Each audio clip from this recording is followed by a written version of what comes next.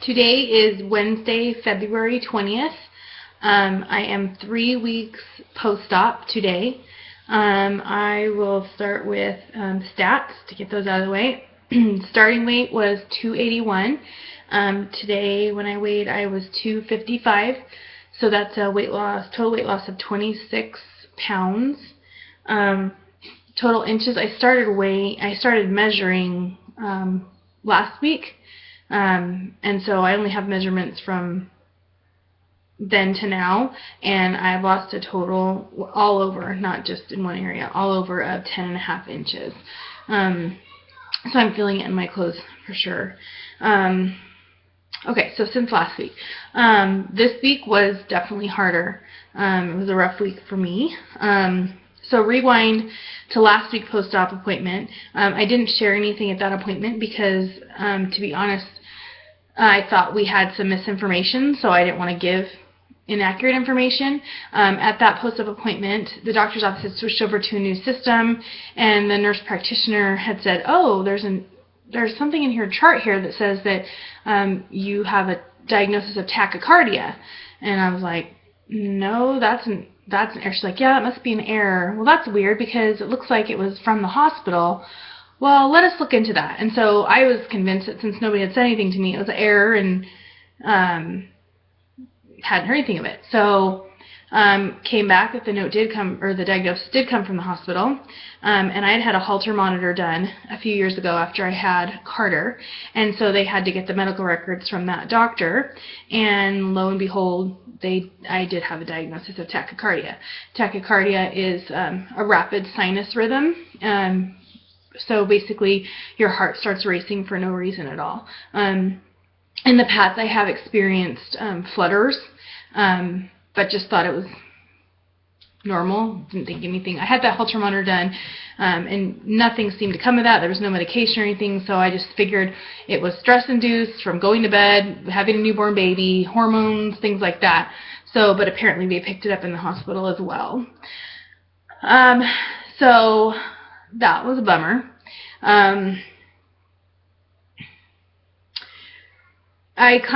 For me, that's kind of what started this week, kind of in that downhill spiral.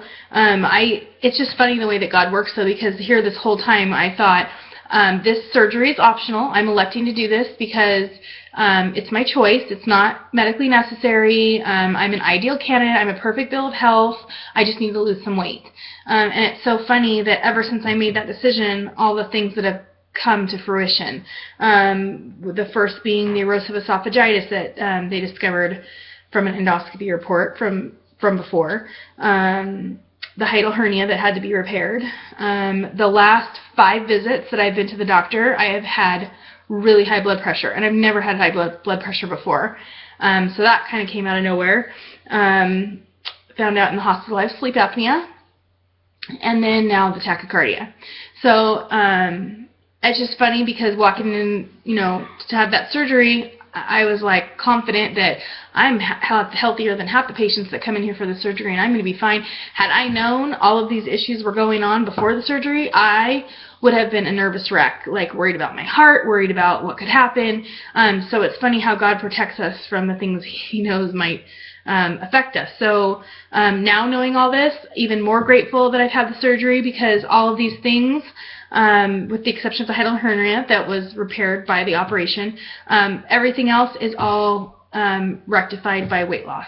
So just very grateful. But that wasn't good news about the tachycardia. I wasn't super excited to get that news. But went to church on Sunday, felt so good to be back at church, seeing, everybody that's loved and prayed on me, and so it was so good to be back to church, just worshiping God and just feeling so thankful and so grateful for God just carrying me through this, and just feeling so blessed. And then Monday night was our small group, and just to be able to have, community there, and just again to give so much praise and thanksgiving to God for everything, the way the surgery has come to pass, and how it's been so uneventful, and He's just been so provisional, and even with these medical things that have come up and the way that He protected me in that, and He's just been so faithful through the whole thing. And I was just so grateful Sunday and Monday, and then yesterday hit. And it was almost like the devil just knocked the wind out of my sails, and it was just a yucky day. Jimmy and I had been planning a February getaway. We wanted to go to Summerlin, the Red Rock Resort, and we were super excited to go. And at the last minute, I was like, ooh, I should probably call my doctor and make sure that this is okay, because I will only be 3.5 weeks post-op. So I called, and sure enough, the nurse said no, that she checked with the doctor, and because of the tachycardia and everything else that's been going on, that he doesn't even like his patients. Sorry, 2.5 weeks post-op, not even 3 weeks. He doesn't like his patients to leave anywhere until they've been 3 weeks post-op, which I'm not. And then that on top of the tachycardia, he's not comfortable clearing me for anything until I have an EKG. So that sucked. Not a good way to start the day. And I'm totally going to sound like a whiner. I probably sound like a whiner already for the first 6 minutes. But everybody asked for me to be honest and good, bad, and ugly. So got that. Left work, was having a really hard time all day yesterday swallowing. I don't know if it's the hiatal hernia repair or if it's the Schottky's ring from my erosive esophagitis, but I was just really having a hard time swallowing yesterday, and it was very frustrating for me. Or I would swallow down and then just have this urge to burp, but it was like the air couldn't get back up because of that stricture in there. So I was frustrated with that, convinced myself that I picked the wrong surgery, and what have I done, and why is it so hard for me to get things down? Just kind of was going into a downward spiral. Took that thought captive and kind of made it obedient and said, no, God guided me through this. I had a peace. I did the right thing. Get behind me. Just take a nap. So laid down, kids, took a nap, woke up, and realized that I forgot to take my pill. I'm supposed to take 4 pills a day, breakfast, lunch, dinner, and then bedtime. And that is like a lifetime commitment. And I forgot to take one. 2 weeks post-op, and I forgot to take one. So that wrecked me. I'm already telling myself, I'm not going to succeed. I can't even, 2 weeks out from, why do I keep saying 2 weeks? How far out am I from surgery? I'm so messed up. 2 weeks. I'm 2 weeks post-op. I'm not 3 weeks. I'm 3 weeks on liquids, 2 weeks post-op. Not even 2 weeks post-op. I can't even take my pills when I'm supposed to, so I was super frustrated with that, super upset with myself. Took Chloe to dance. After dance, had to go get some protein shakes. Well, the kids were hungry. We had to stop and get them food. They hadn't had dinner. So I said, it's fine. I better get used to it now. Just pull in and get them food. So we stopped at Panda Express. So I sat there and watched my family eat the most delicious, amazing smelling food ever. Which stomach wasn't growling, wasn't hungry, but just wanted to eat it. It was that stinking head hunger. So that was kind of torture. And then Chloe had to go to the bathroom. Take her into the bathroom. I said, I'll get it. I'll take her. You just finish eating. I took her in there and, like an idiot, picked her up. And right as I picked her up, I felt my right side, the muscle that they had cut through, pull. So now I'm crying. Take her back to the table. I'm like, we got to go. So I'm driving home, and I'm just at my wits. It was just like, okay, I have now done liquids for 3 weeks. That's the 3 weeks. I've now done liquids for 3 weeks. I'm just done. I just want to eat. I just want to chew something. I'm tired of being in pain. It was just it was just a downward spiral. It was so counterproductive. So, yeah, driving home, I mean, anywhere I drive, I've learned through this process, maybe a long video, I'm sorry. I've learned through this process that I am a fast food addict. And that's really embarrassing to say, actually, because I despise fast food. I don't even like giving it to my kids. But I've really had to come to terms with that and be honest with myself.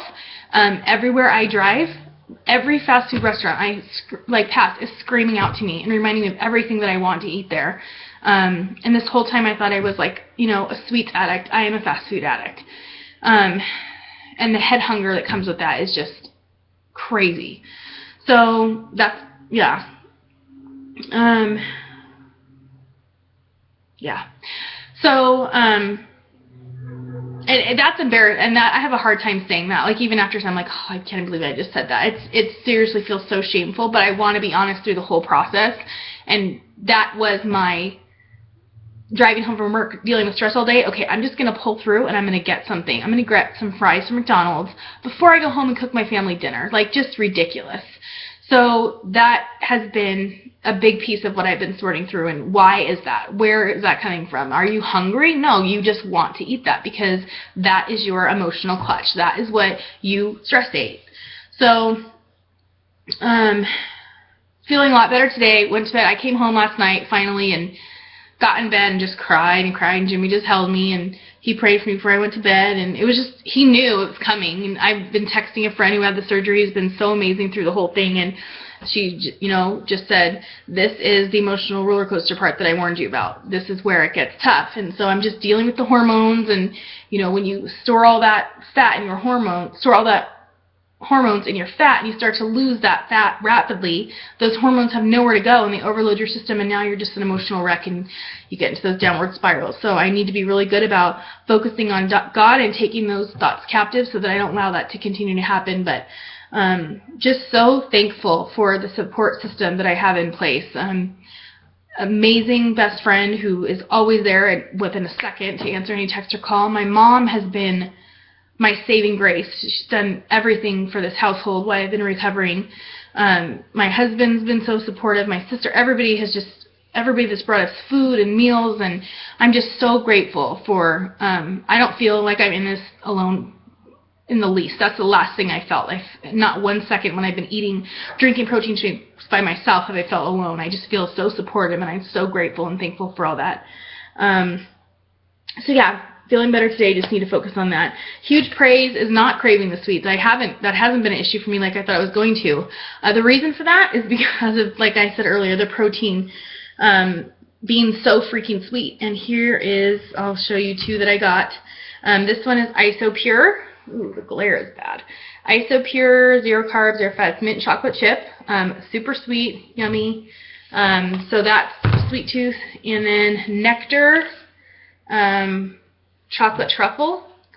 And this, also very sweet, 0 carbs, 0 fat, aspartame free. So that's, I think, been curbing. The sweets have not been an issue for me at all. I don't have any desire for chocolate whatsoever, which is amazing because that was my biggest concern. Restrictions. One of my friends had asked, can you talk a little bit about restrictions for people that are considering the surgery? So restrictions right now would be not lifting.